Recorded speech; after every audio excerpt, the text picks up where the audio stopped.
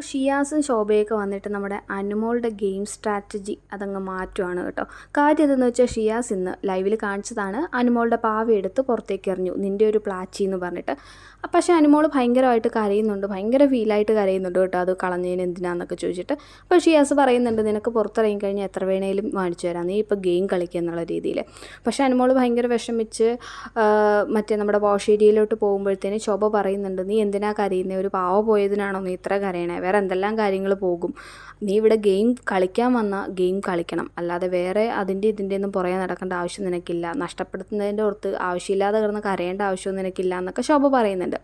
സത്യം പറഞ്ഞാൽ ഈ ഷിയാസ് ചെയ്തത് വളരെ നല്ലൊരു കാര്യമാണ്. കാര്യം ഈ ഇടയിട്ട് അനുമോളുടെ ഗെയിം എന്ന് പറയുന്നത് ഭയങ്കര സില്ലി ആയിട്ടുള്ള ഗെയിമാണ്. കാര്യം അനുമോൾ എന്ന് പറയുന്ന കണ്ടസ്റ്റൻസ് ഇത്രയും നാളായിട്ട് ഉണ്ടാക്കിയിരുന്ന ആ ഒരു കണ്ടൻറ് ഉണ്ടല്ലോ, അത്രയൊന്നും ഇല്ല. അനുമോളിപ്പോൾ സ്ക്രീൻ സ്പേസ് ഒന്നും ഇല്ല, അങ്ങ് ഭയങ്കര ലോ ലെവലിലാണ് അനുമോളുടെ ഗെയിം എന്ന് പറയുന്നത്. അപ്പോൾ കാര്യം ഈ ഒരു പാവയെ ചുറ്റിപ്പറ്റി നടന്നൊരു സില്ലി ആയിട്ടുള്ള ഗെയിമാണ് അനുമോൾ കളിച്ചുകൊണ്ടിരുന്നത്. എന്തായാലും ഇത് കളഞ്ഞോടുകൂടി അനുമോൾക്കൊരു സൂചന ഇനി ഷിയാസ് കൊടുത്തതാണോ എന്ന് നമുക്കറിയില്ല കേട്ടോ. നല്ലൊരു ഗെയിം സ്ട്രാറ്റജി അനുമോൾ പുറത്തെടുക്കുമെന്ന് നമുക്ക് വിശ്വസിക്കാം.